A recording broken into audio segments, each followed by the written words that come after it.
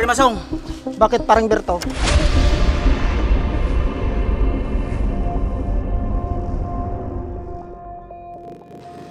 Pwede ba tayong mag-usap? Totoo ba? Bakit wala ka man lang nabanggit sa akin?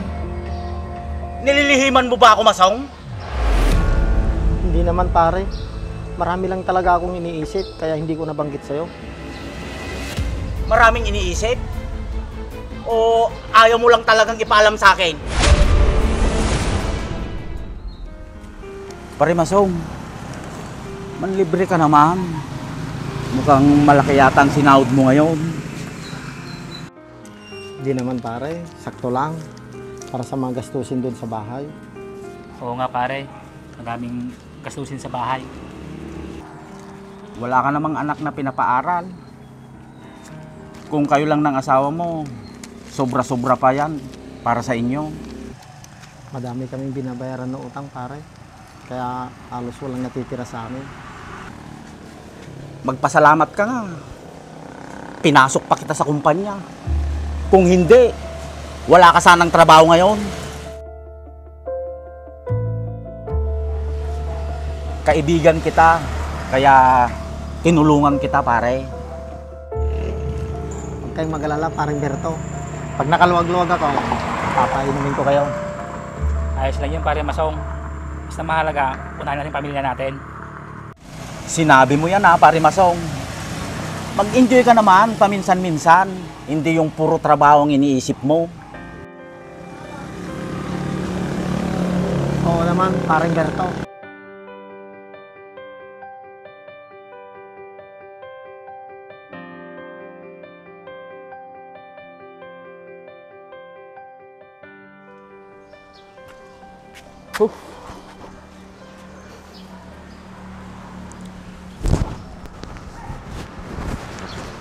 Init.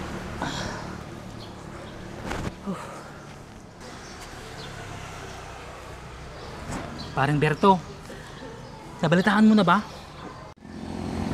Ano ba yun pare? Napromote na daw si pare Masong. Ano? Hindi pwede yun. Bakit naman pare? Masipag naman siya. Saka hindi siya umaaten sa kumpanya. Pero nauna ako sa kanya. Matagal na ako sa kumpanya. Kung hindi dahil sa akin, hindi naman siya makakapasok sa trabaho. Tapos, maunahan pa na akong ma-promote. Hindi pwede yun! Wala tayong magagawa pare. Yun ang gusto ni boss. Kakausapin ko siya na huwag niyang tanggapin ang promotion. Pare, hayaan mo na si pare Masong. Hindi! Hindi ako papayag na mas magaling pa siya sa akin.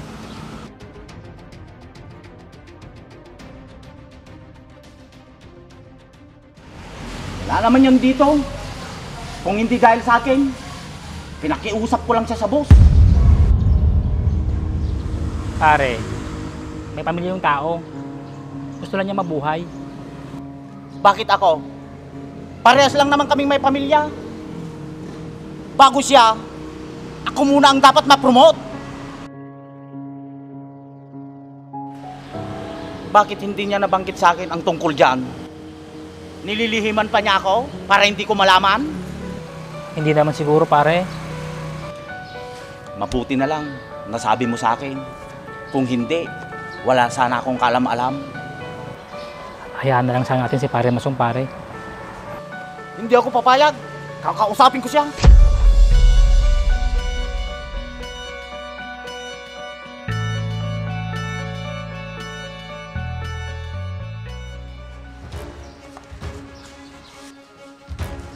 Pare Masong!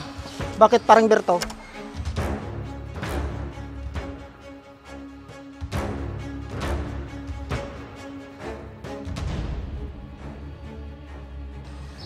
Pwede ba tayong mag-usap?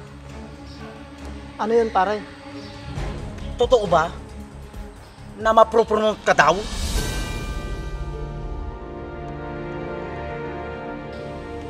Bakit wala ka man lang nabanggit sa akin? Nililihiman mo ba ako, Masong? Hindi naman pare. Marami lang talaga akong iniisip kaya hindi ko nabanggit sa'yo. Maraming iniisip? O ayaw mo lang talagang ipaalam sa akin? Hindi naman pare.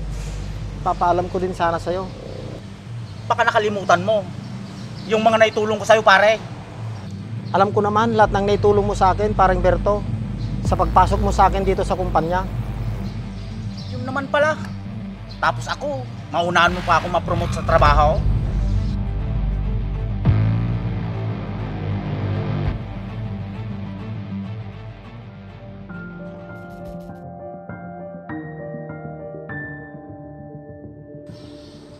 Marami na akong hirap dito sa kumpanyang to. Tapos ikaw, mas mauna ka pang ma-promote. Dapat ako muna. Pare, wala naman akong ibang inaasahan kung ditong trabaho natin. Mabuti ikaw, may kapatid ka na pwede mong lapitan. Samantalang ako, kahit may kapatid, wala man lang pwedeng tumulong sa akin.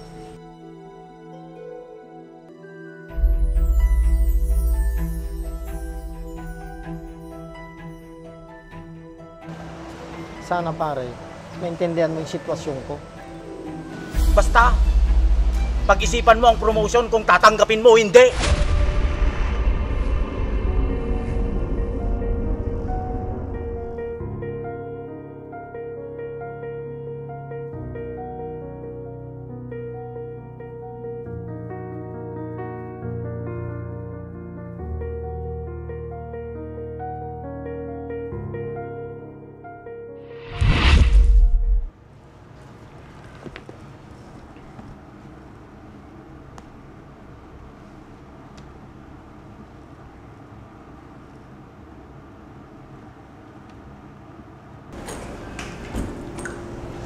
Ma'am, good morning po.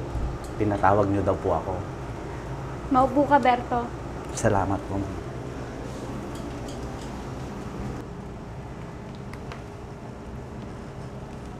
Berto, pinapunta kita dito dahil may gusto ako sabihin sa'yo.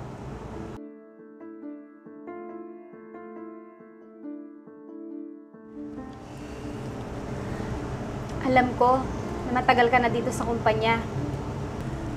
At alam ko din na ikaw yung nagpasok kay Masong. Kaya may trabaho siya ngayon. Hindi naman tama na lagi mong ipapamuka at isusumbat yung pagtulong mo sa kanya.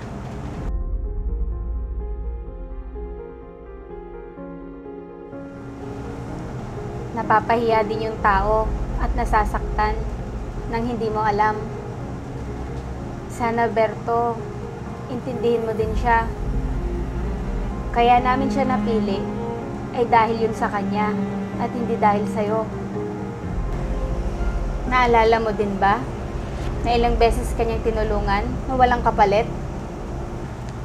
Sana, sa pagtulong mo sa kapwa mo, huwag ka maghintay ng kapalit.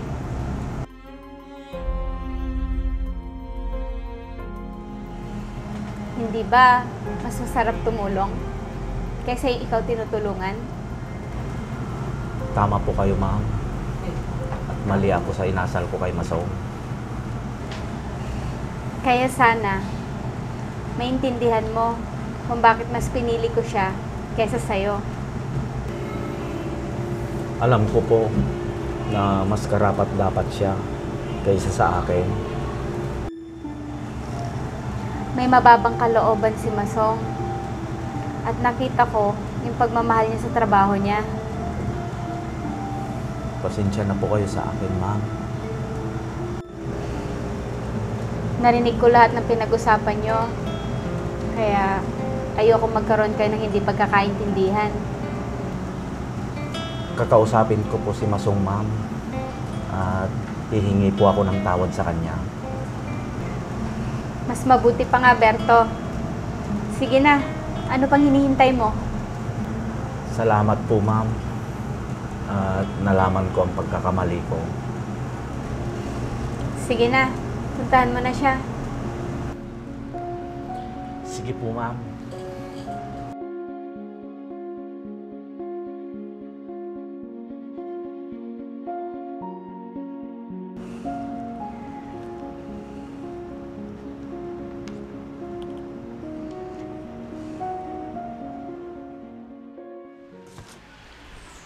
Pare Masom, pwede ba kitang makausap? Ano yun pare? Kung kakausapin mo ko tungkol sa promotion, hindi ko natatanggapin para hindi masira yung pagkakaibigan natin. Hindi pare, nararapat yun sa'yo.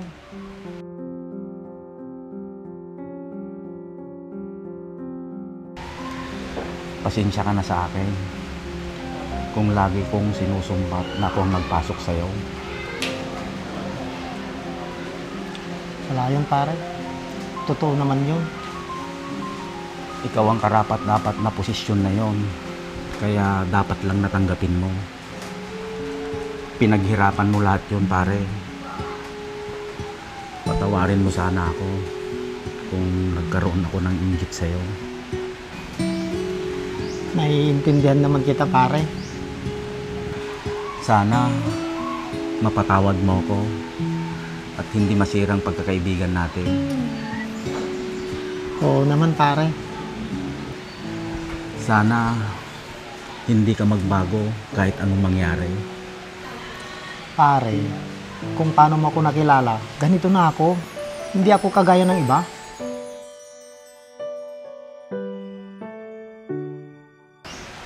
Hindi ko nakakalimutan lahat ng kabutihan mo sa akin, pare.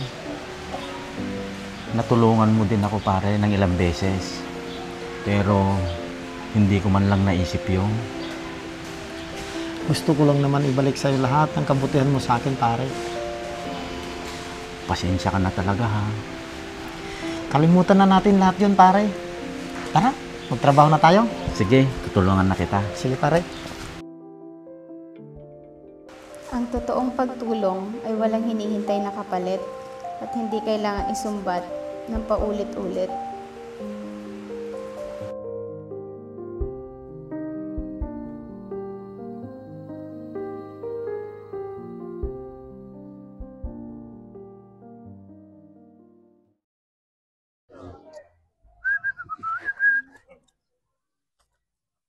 Nagsilingin.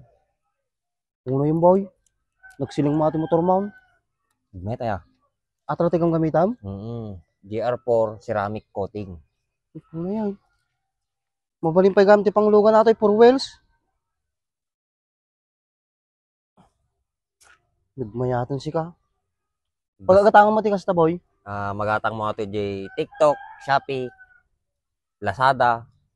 May ibus nga ro din so gumatag to manin. May met pa no gumatang ka ti kasto iti gatangay magdi buy one take two, buy one take three ta mas makatipid ka jay. Nung mabalin uri may salang kasta. Mabalin latta. Nagmayatan ni si ka. Nagsilang na eh. Gumatang to mamuti kasta. Uy, kita mo ni ati lugan ko. Kasla barbalot ta kanayon. Nagsilang na eh. Di mo lang nagiganan magasgas. Nagkartika mo tayo. Mga lang mo ti